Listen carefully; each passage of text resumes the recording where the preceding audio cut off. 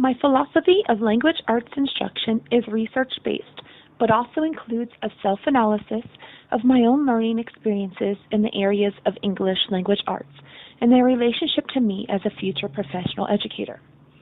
Before I dive in to which learning theories I gravitate to within the context of English language arts, I'll start off with an insight into my own learning experiences that have helped shape my current beliefs. Throughout my childhood and adolescent years, I've attended schools that were awarded with a blue ribbon of excellency. This meant that teachers I came in contact with were confident, self-motivated individuals who had high expectations of every student. Having teachers who genuinely cared and continuously went above and beyond, helping every student achieve their highest potential, really set the bar for how I believe educators should execute their daily instruction.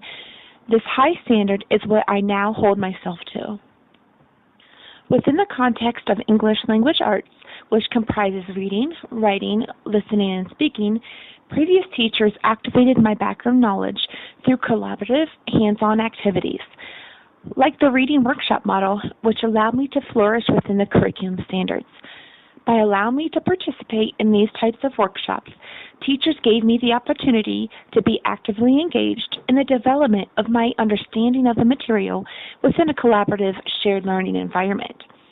I didn't know it at the time, but these teachers were providing me with my first demonstration of social constructivism. This was one of the first learning theories I had the privilege to be a part of, and is one that will certainly have its place in my own classroom. During middle school is when I began to comprehend what my individual learning style was like. I learned best when the curriculum was presented in an authentic context that allowed me to slowly take responsibility of my own understanding and education. With this in place, my desire to become a teacher commenced. Nearing the end of high school, my path to becoming a teacher was set.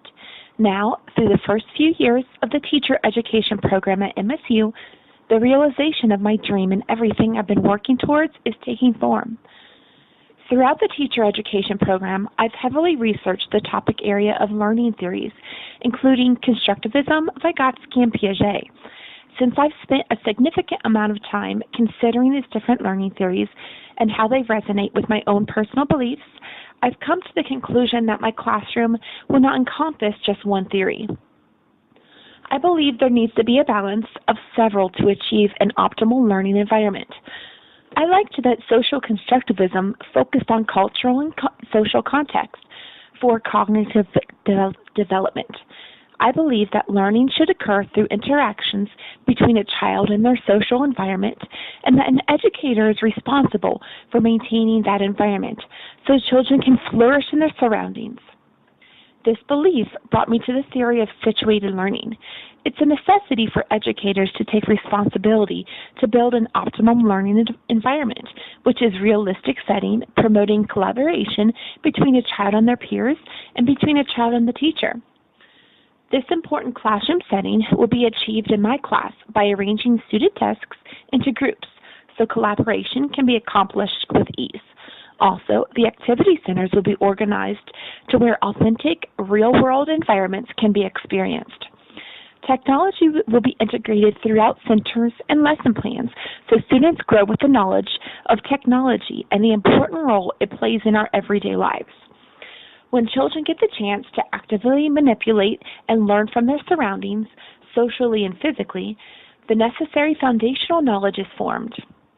When this critical background knowledge is formed, the cognitive apprenticeship theory comes into play and builds on that prior knowledge so that an educator can eventually gradually release responsibility onto the children so they can take charge of their own learning. This I do, we do, you do model will play an important role in my classroom. The reason being is because it can be used cross-curriculum, just like English language arts. Since ELA should be taught recursively, its use is of the utmost importance in daily classroom activities. In my classroom, ELA will be used throughout daily instruction across all content areas as well. Created using Powtoon.